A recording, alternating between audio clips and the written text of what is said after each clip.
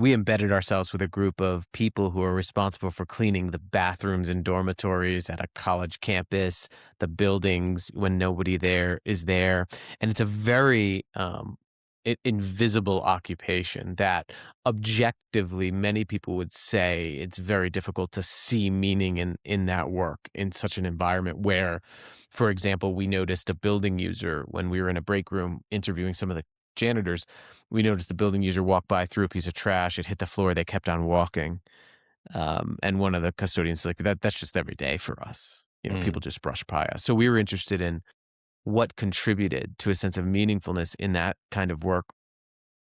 And one of the things that kept coming up was that those custodians who were able to really see their work and themselves as having distinct meaning tended to have more regular interactions with people who remembered their name, for example, asked about their lives.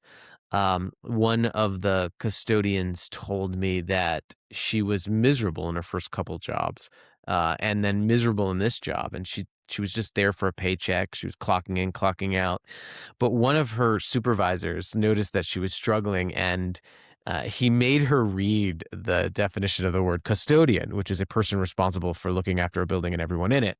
And she went on to say that he had her look outside the conference room that they were in, that he pulled her into, and had her just look at one of the students walking by and said, just remember that just like you have kids, that's someone's kid.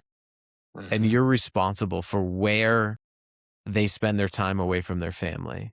And so that kid's parents is trusting you to keep this place clean. And she had this big realization that, oh wow, I'm not just a janitor. Like someone needs me.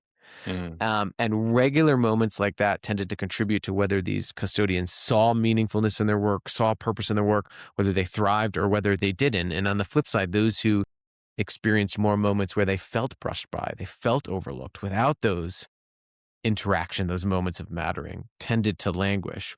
Mm. And since that study, we kept seeing that over and over again, that it was interactions in which people, leaders especially, in which people felt seen, heard, valued, and needed, small interactions, which most contributed to thriving in work.